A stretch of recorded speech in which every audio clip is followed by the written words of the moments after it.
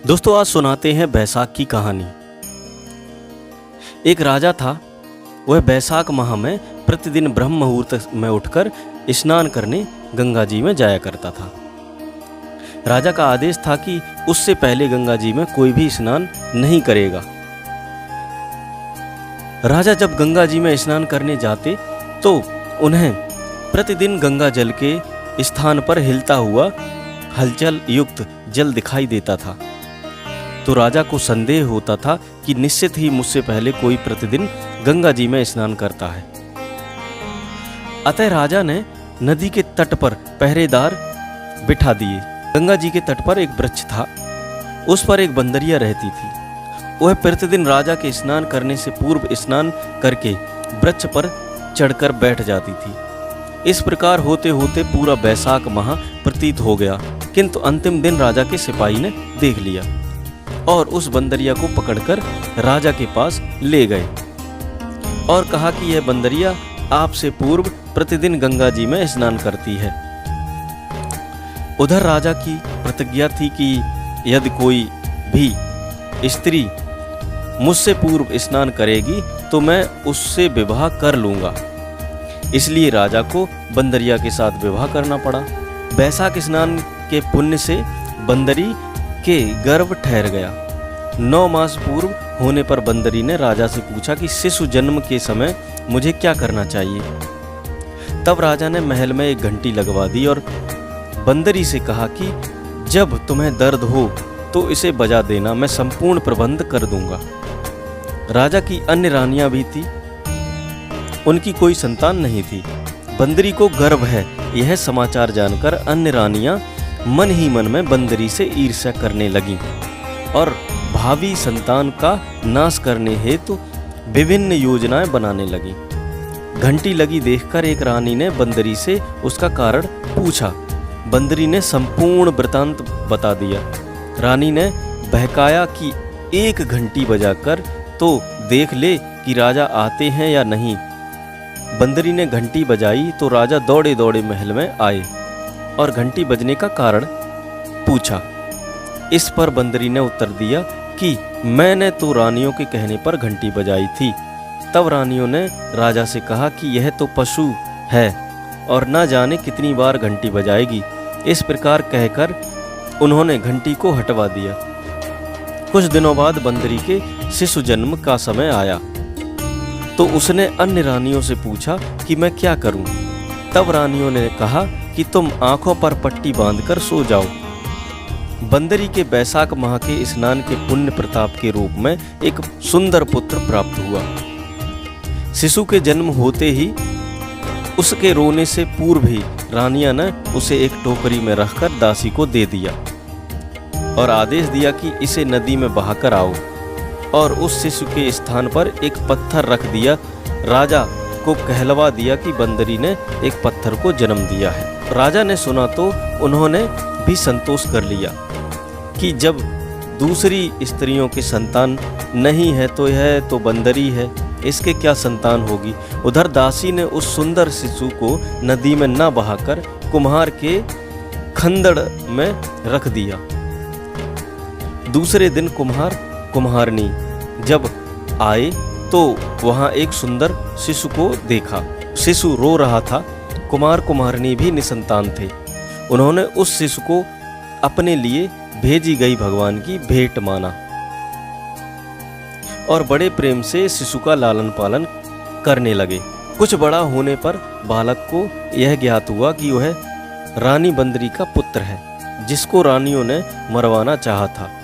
एक दिन वह बालक कुम्हार के बनाए हुए मिट्टी के हाथी घोड़े लेकर पनघट पर जा बैठा और दासियों को देखकर कहने लगा कि आओ मेरे मिट्टी के साथी घोड़े पानी पियो। जब दासियों ने यह बात सुनी तो वह हंसने लगी और बोली, अरे मूर्ख, कभी मिट्टी के घोड़े हाथी भी पानी पीते हैं क्या। इस पर उस बालक ने कहा कि कभी बंदरी के गर्भ से भी पत्थर उत्पन्न होता है क्या। उस बालक की यह बात दासियों ने जानकर महल में कहा। तब रानियों ने दूसरे दिन विष मिलाकर लड्डू भेज दिए।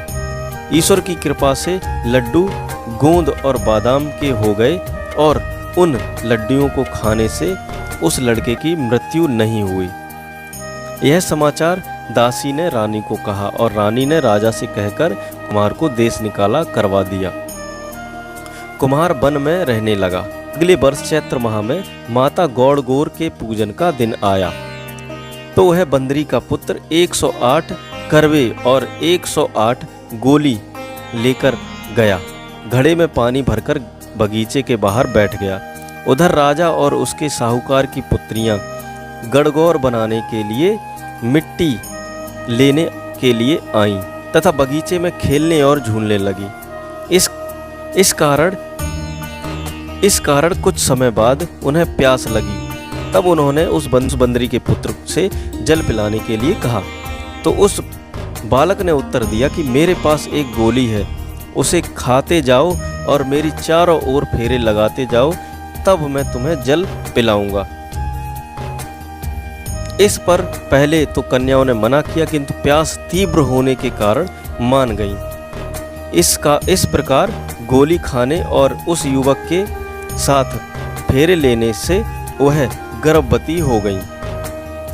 बाद में जब उनके पिता माता को यह ज्ञात हुआ तो वह सभी कुम्हार के पास आए और संपूर्ण वृत्तांत सुनाया तथा कहा कि तेरे पुत्र ने हमारी कन्याओं से विवाह किया है, अब तुम्हें इन्हें अपने पास रखना होगा।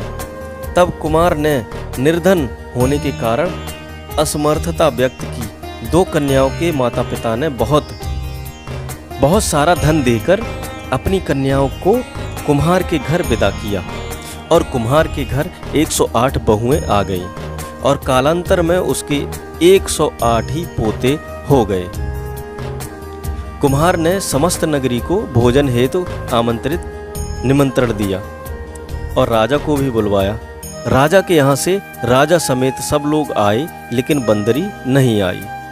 तब राजकुमार राजा की आज्ञा लेकर बंदरी को लेने रथपाल की लेकर गया और लाकर सभा में सबसे ऊंचे स्वर्ण शासन पर बिठाया। राजकुमार ने अपनी सभी पत्नियों को समझाया कि मुझे जन्म देने वाली माता मेरी बंदरी यही है। एक एक बहू रानी बंदरी के चरण स्पर्श करने लगी और एक एक सोने का सिक्का और पोते को गोद में देती गई। जब राजा और अन्य रानियों ने यह सब देखा तो कुम्हार के पुत्र से इसका कारण पूछा। रानियों को तो संदेह होने लगा कि यह अवश्य ही बंदरी का पुत्र है, इसलिए रानी और रूठकर राजा को कहने लगी कि कुम्हार के पुत्र ने हमारा अपमान किया है और बंदरी का सम्मान किया है, अतः हम लौट कर जा रहे हैं। इधर राजा को पुत्र के जन्म का संपूर्ण रहस्य ज्ञात हो गया, इसलिए उन्होंने रानियों को देश निकाला दिया। अपनी सभी स्त्री वधुओं और पुत्रों को लेकर महल में आया और राजकुमार का राजतिलक हुआ। कुम्हार कुम्हारिनी को राजकुमार ने महल में रहने के लिए निवेदन किया, किंतु वह नहीं माने। तब राजा ने उन्हें ढेर सारा धन दे दिया। वैशाख स्नान का इतना बड़ा महत्व है तो सबको वैशाख स्नान करना चाहिए। बंदरी ने वैशाख स्नान किए तो उसे राजा का राज्य, पुत्र, बहुएं आदि प्राप्त हुए। जैसे बंदरी को पुण्य मिला, हे भगवान, जैसे बंदरी को पुण्य मिला, इसी प्रकार आपको भी और हमको भी पुण्य देना। जय गंगे माता। तो दोस्तों, कैसा लगा ये वीडियो? अगर अच्छा लगा हो तो हमारी वीडियो को लाइक करना, शेयर करना और हमारे चैनल को सब्सक्राइब करना। चलते हैं, फिर मिलेंगे अगली कहानी में। नमस्कार, ख्याल रखना अपना, अपने परिवार वालों का, अपने घर वालों का। धन्यवाद।